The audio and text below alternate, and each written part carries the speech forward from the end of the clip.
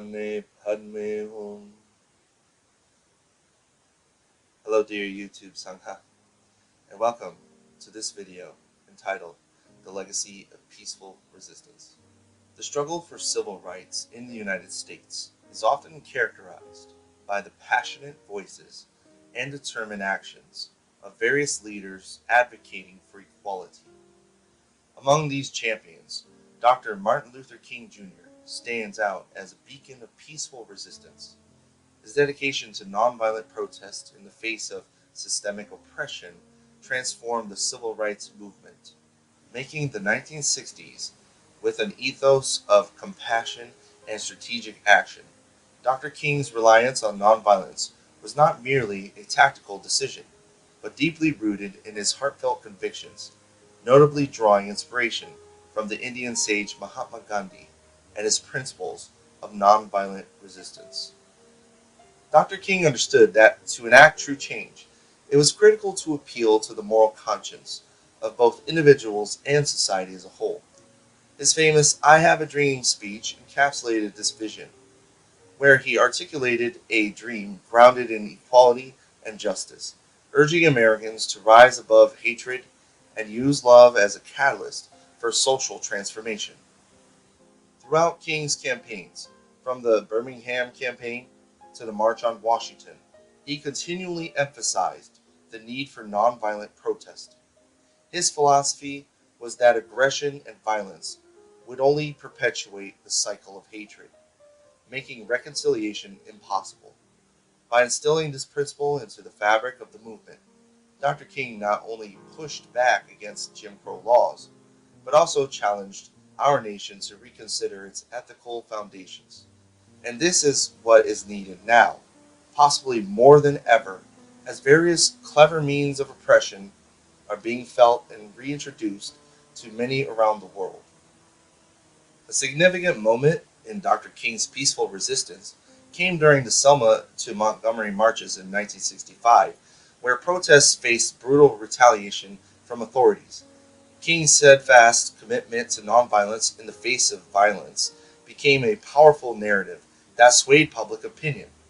Images of peaceful demonstrators being brutally attacked were broadcast across the nation, leading to widespread outrage and ultimately the passage of the Voting Rights Act. This act was not merely a legislative victory, it was an acknowledgement that the path of peace could forge real and meaningful change in the legal and cultural landscape of America.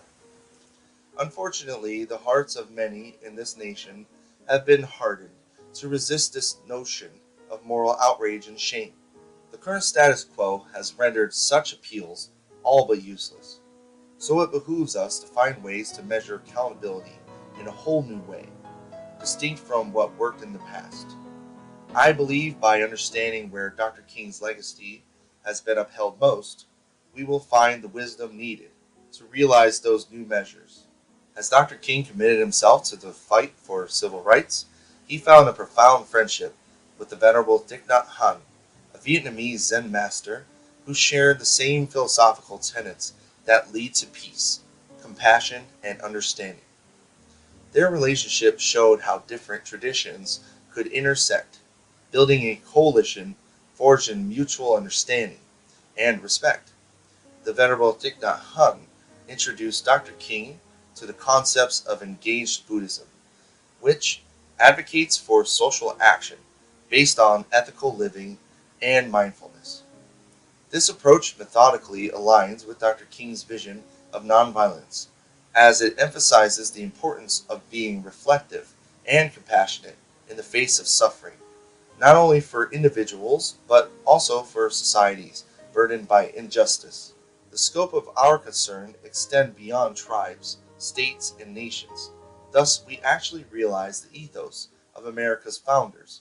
We hold these truths to be self-evident, that all men are created equal, that they are endowed by their Creator with certain unalienable rights, that among these are life, liberty, and the pursuit of happiness.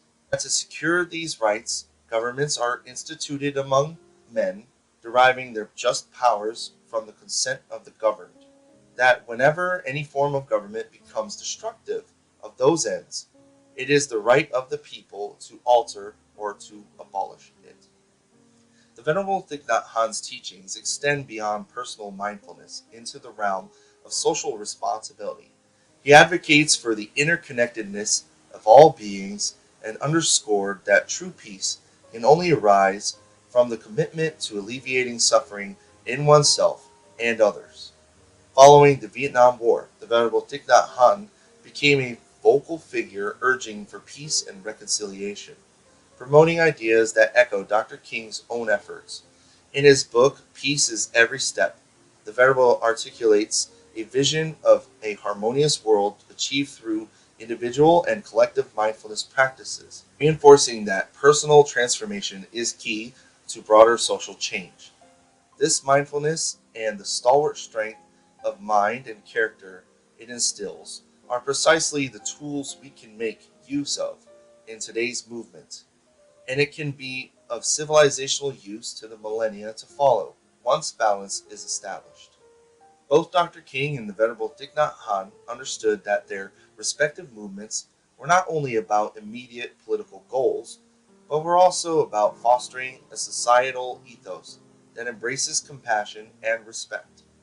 Their legacies are not confined to the past, they continue to inspire contemporary movements aiming to invoke change through peaceful means. One clear example of this ongoing influence can be seen in the global climate justice movement. Activists today, drawing on the peaceful resistance methodology espoused by Dr. King and the mindfulness principles of the Venerable Thich Nhat Hanh, engage in various forms of protest that prioritize nonviolent actions and community solidarity. Youth-led climate strikes, the Occupy movement, Black Lives Matter, Veterans for Peace, and various other countercultural movements call for justice, employing collective action grounded in love for Earth and humanity. Moreover, the Black Lives Matter movement carries forward Dr. King's ideals of equality and justice. Activists within this movement emphasize nonviolent protest while pushing for systemic change against racial injustices. Black Lives Matter directly addresses the systemic and pernicious nature of current systems of oppression. The current form of oppression is all-pervasive, yet only discernible through discourse analysis of some kind. We have to grow wise to the devices of oppression that run rampant in today's society.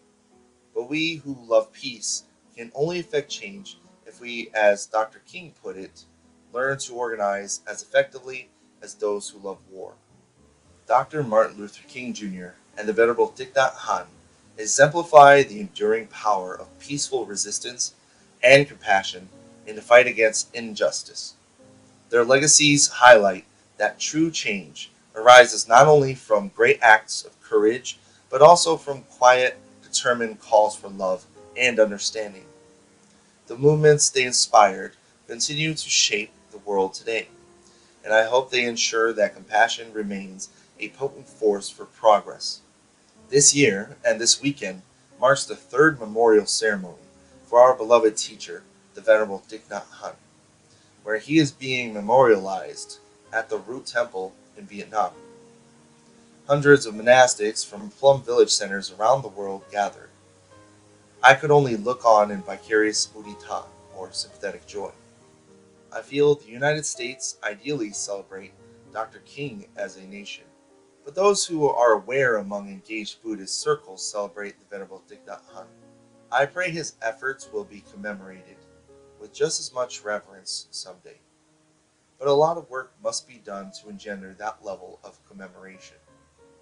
With that said, may all beings be happy and well, and may you have a great yet reflective Martin Luther King Jr. Day weekend.